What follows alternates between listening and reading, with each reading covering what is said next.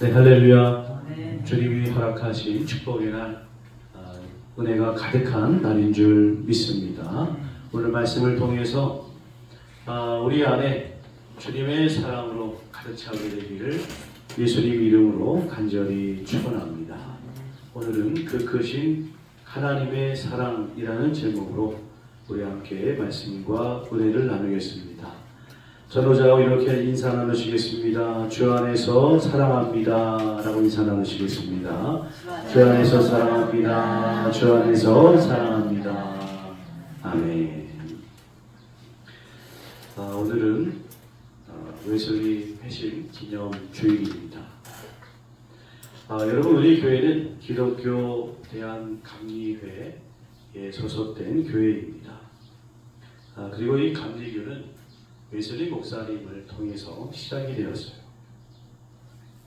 웨슬리 목사님은 성공의 사제였던 아버지, 그리고 목사님의 딸이었던 수산나 웨슬리 사이에서 19명 중 15번째 아들로 태어났다고 합니다. 지금 굉장하죠. 그런데 물론 이 중에서 다 산 것은 아닙니다. 어쨌든 웨슬리 목사님은 이제 후에 옥스퍼드 대학교를 졸업하고 또 교수로 있다가 미국 조지아 선교길에 오르게 돼요. 이때 우리가 잘 알고 있는 한 사건이 이제 나타나게 됩니다.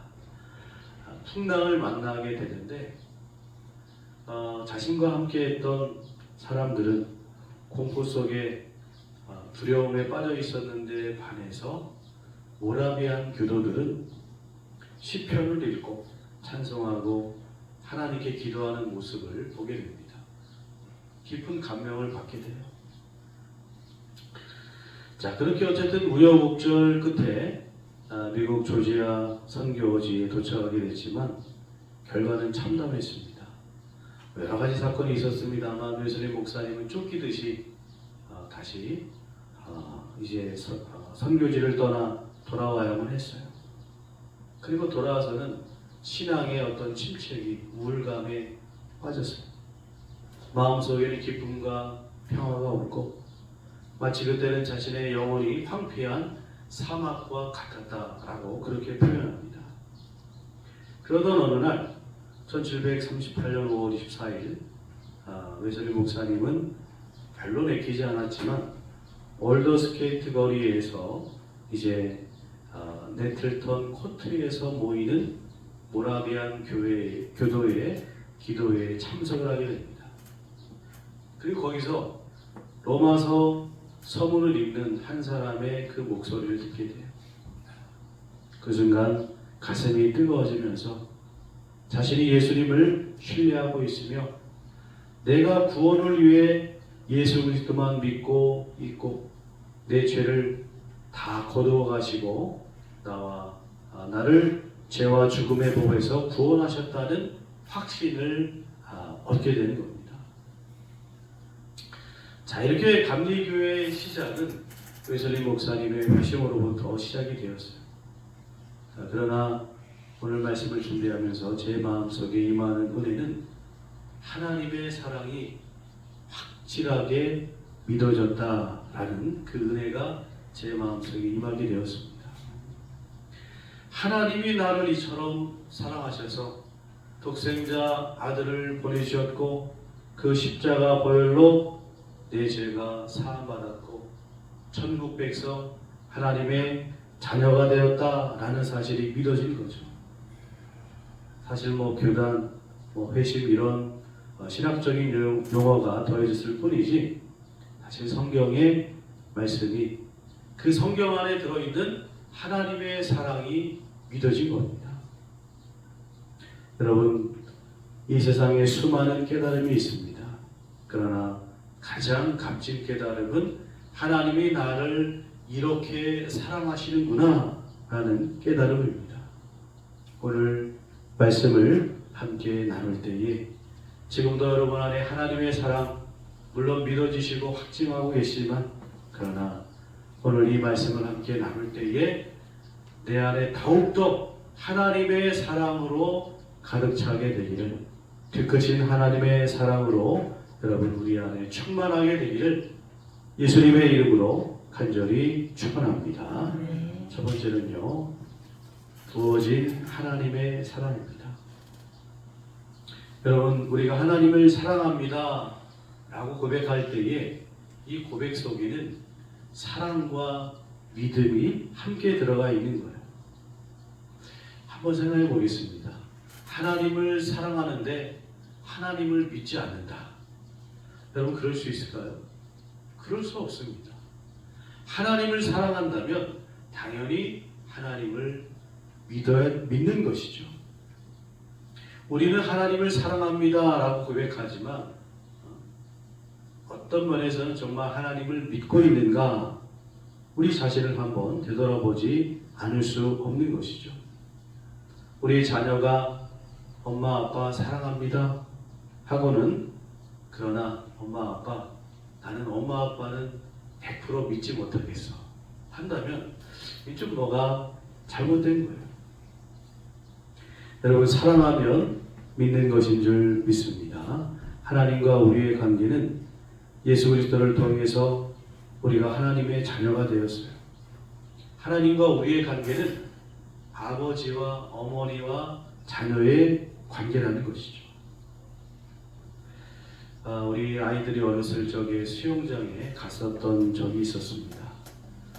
지금은 뭐 키가 커가지고 그때 당시 물은 그렇게 깊지 않을 텐데, 조그만 그 어린 아이였을 때에 그 수영장 물은 그래도 상당히 깊었을 겁니다. 근데 이 조그만 아이들이 자기 키만큼 깊은 그 물속을 향해서 풍덩하고 자신 있게 뛰어듭니다. 수영을 잘해서 그랬을까요? 아니면 뭐 나름대로의 이유가 있었을까요? 여러분, 그 이유는 그 물속에서 두 팔을 벌리고 기다리고 있는 엄마, 아빠 때문에 이렇게 뛰어들 수가 있었다는 것이죠. 자칫 잘못하면 위험할 수 있습니다. 그러나 그 밑에서 두 팔을 벌리고 있는 엄마, 아빠를 믿고 그렇게 뛰어든 거예요. 본문 2절과 3절의 말씀을 우리가 한번 다시 읽어보겠습니다.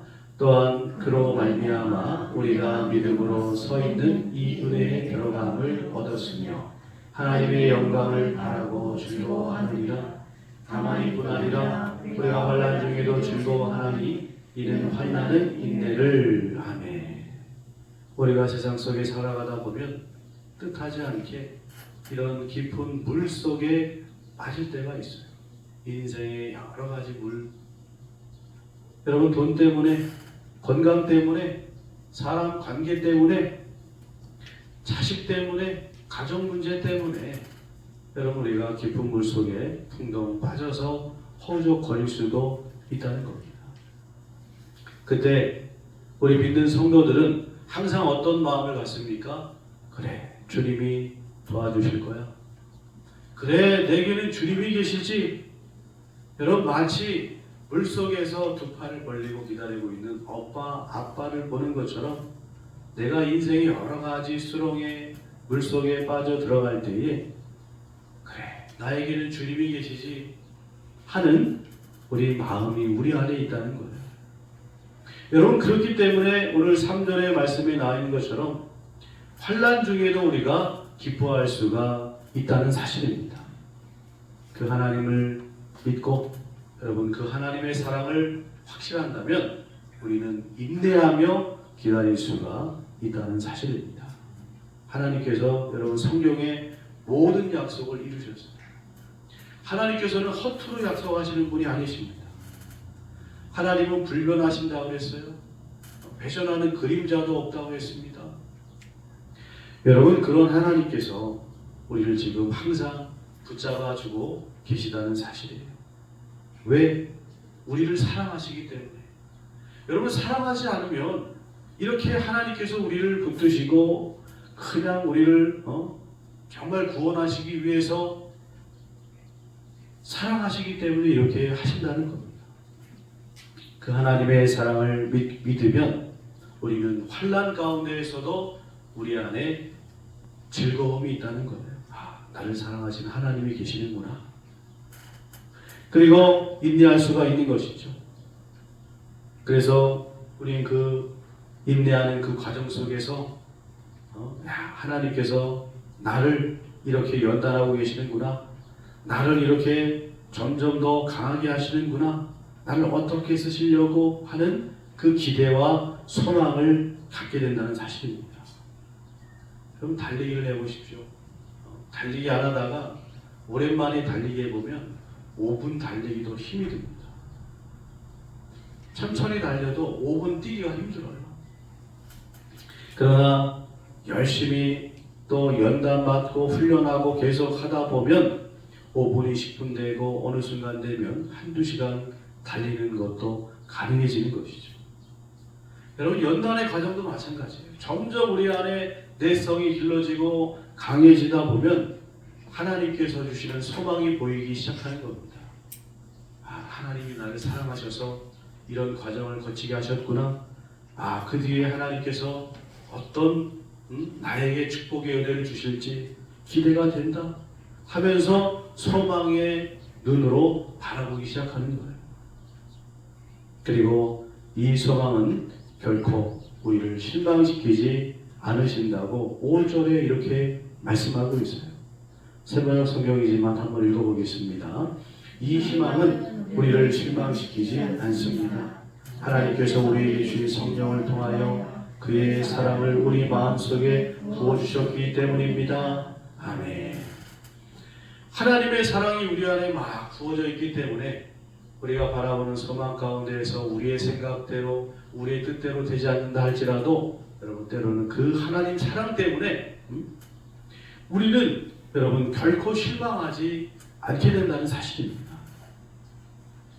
그 하나님의 사랑 때문에 오늘도 우리는 앞으로 나아갈 수가 있는 것입니다. 변하지 않는 하나님의 사랑 붙드시고 여러분, 앞이 보이지 않는 컴컴한 터널 속이라 할지라도 내 안에 부어진 그 하나님의 사랑을 믿고 여러분 힘있게 앞으로 전진해 나가는 우리 교회가 되기를 예수님의 이름으로 간절히 축원드립니다. 두 번째는요, 기가 막힌 하나님의 사랑이에요. 요한복음 8장에 보면 가늠하다 붙잡혀온 한 여인의 이야기가 기록되어 있습니다. 서기관들과 바리새인들이 이 여인을 끌고 예수님 앞에 데리고 왔어요. 선생이요, 이 여자가 가늠하다 현장에서 붙잡혔습니다. 모세율법에는 이런 여자를 돌로 쳐 죽이라고 명령하고 있는데 선생은 뭐라고 하시겠소? 하면서 아주 그냥 의기양양하게 그들 앞에 섰어요. 그때 주님께서 무리를 향해서 뭐라고 말씀하십니까? 너희 중에 죄 없는 자가 먼저 돌로 치라. 주님의 말씀이 그들의 양심을 강하게 내리셨습니다. 성경에 보니까 저들이 양심의 가책을 느꼈다고 했어요. 하나하나 그 자리에서 떠나가기 시작합니다. 그리고 예수님과 여인만 남게 되었어요. 그때 주님이 그들을 향해서 이렇게 말씀하십니다. 나도 너를 정죄하지 아니하노니 가서 다시는 죄를 범하지 말라. 여러분, 예수님께서 이 땅에 오신 이유가 무엇입니까? 심판하시기 위해서 오신 것이 아니라 구원하시기 위해서 오셨다라고 주님께서 말씀하셨어요. 의인을 부르러 오신 것이 아니라 죄인을 부르러 오셨다라고 말씀하셨습니다. 지금 이 여인은요, 예수님의 심판을 사실은 어떻게 보면 세상 법대로 하자면 심판을 받아야 마땅하겠죠. 그러나 우리 주님은 이 여인을 사랑하시고 죄를 회개하고 거듭난 삶을 살 수 있는 지금 기회를 주고 계시는 겁니다.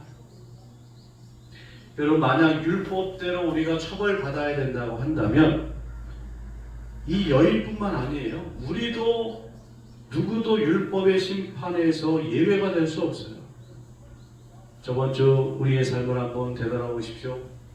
내가 율법대로 하나님 말씀대로 온전히 살았습니까? 여러분, 나는 돌맞지 않은 그런 죄를 짓지 않고 살았습니까? 내가 하나님 앞에 떳떳하게 자신할 수 있습니까? 로마서 3장 23절의 말씀을 보십시오. 모든 사람이 죄를 범하였음에 하나님의 영광에 이르지 못하더니 라고 말씀하고 있어요. 모든 사람이 율법 안에서 완전하게 깨끗한 사람은 없다는 거예요. 모든 사람이 죄를 범하였다는 겁니다. 이렇게 사람은 죄로 인해서 지옥에 떨어질 수밖에 없는 그러한 운명이었습니다. 그런데 하나님께서 이런 우리를 긍휼히 보신 거예요. 이 하나님의 마음이 여러분 잘 표현된 성경 구절들이 있습니다. 한번 읽어보겠습니다. 디모데전서 2장 4절. 하나님은 모든 사람이 구원을 받으며 진리를 아는 데 이르기를 원하시느니라. 밑에 부분입니다. 오직 주께서는 너희를 대하여 오래 참으사 아무도 멸망하지 아니하고 다 회개하게 이르기를 원하시느니라. 아멘. 여러분, 사람의 선함이 하나님께 상달이 되어서 하나님께서 이런 사랑의 마음을 품으신 겁니까? 사람들이 너무나도 예쁘고 사랑스러워서 선함으로 충만해서 여러분 이런 마음을 가지신 것이 아니에요. 창세기 말씀을 보면은 사람이 생각하는 것이 늘 악하다고 했어요. 그 속에서 튀어나오는 것이. 의인은 없나니 한 명도 없다고 성경은 말씀하고 있습니다. 그런데도 하나님께서는 전적 죄인인 우리들을 먼저 사랑하셨다는 거예요. 본문 8절의 말씀입니다. 한번 읽어보겠습니다. 우리가 아직 죄인 되었을 때에 그리스도께서 우리를 위하여 죽으심으로 하나님께서 우리에 대한 자기의 사랑을 확증하셨느니라. 아멘. 여러분, 우리는 아직도 사실 주님 앞에 깨끗한 모습은 아닙니다. 이런 우리들을 주님께서는 사랑하셔서 그리스도를 먼저 버리심으로 말미암아 하나님께서 우리를 얼마나 사랑하시는지 그 사랑을 확증하셨다는 것. 종종 미국에서 총기 난사 사건이 일어나고 나죠. 저는 그 사건의 어떤 피해자들이죠. 자신의 아들, 딸을 죽게 한 그 부모들이 가서 이런 말을 하는 겁니다. 당신을 용서합니다. 저는 이것을 수십 번 마음속으로 곰곰이 생각해 봤어요. 내 자식을 죽인 철전지 원수가 눈앞에 서 있는데 그를 향해서 내가 주님의 이름으로 당신을 용서합니다 라고 말할 수 있을까?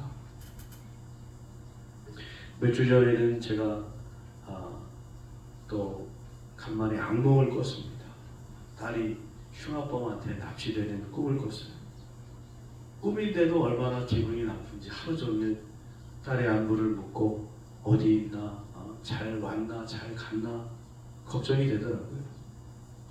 여러분, 꿈만 꿔도 이런데 우리 사람은 꿈만 꿔도 이런데 하나님께서는요, 인간들이 죄를 회개한 것도 아니고 여전히 죄에 빠져 있고 하나님을 경외하지도 않는데도 불구하고 가장 사랑하는 독생자 아들을 우리에게 보내주셨다는 사실입니다.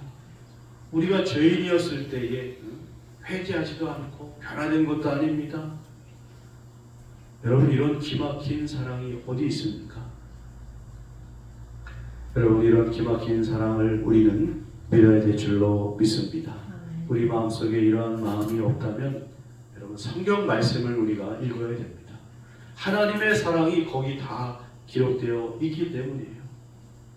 성경 말씀에 하나님의 사랑이 담겨져 있습니다. 그 사랑을 우리가 보고 그래서 우리 마음속에 하나님의 사랑이 확증되어지고 야, 진짜 나를 이렇게 사랑해 주셨구나 라는 그 은혜로 여러분 안에 그 사랑이 충만하게 되기를 예수님의 이름으로 간절히 축원합니다. 세 번째는요, 하나님께서 우리를 용서하신 그 사랑입니다.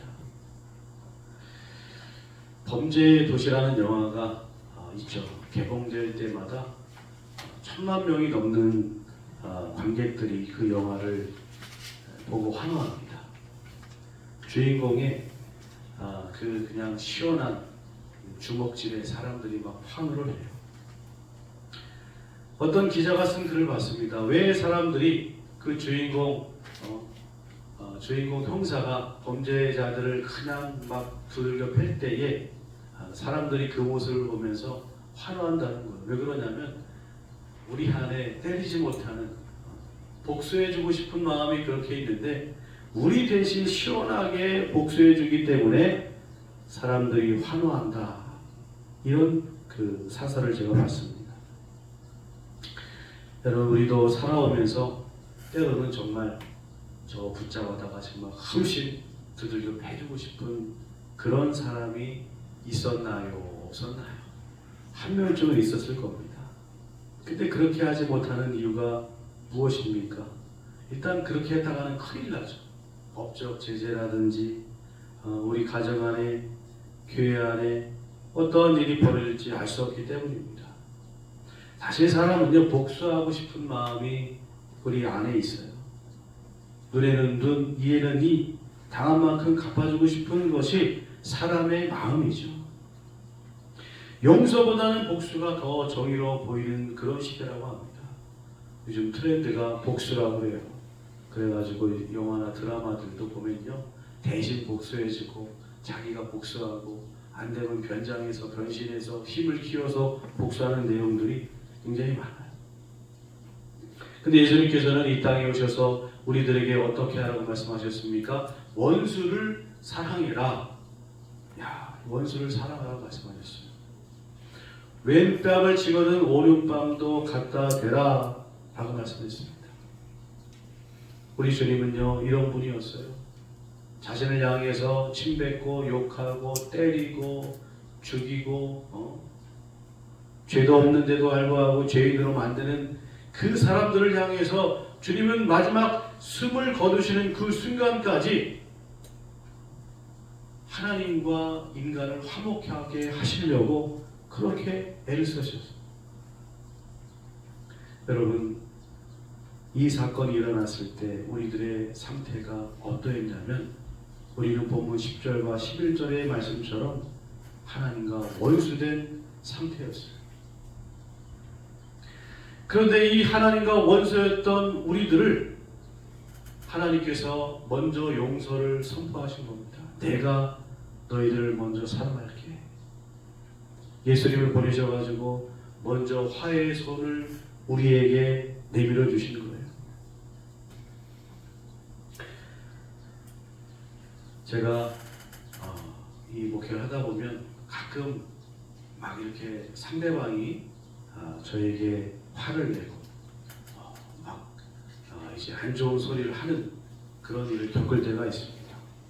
그러면 저도 속으로 그래요. 가도 나이가 이제 얼만데 당신을 다음부터 보나마라.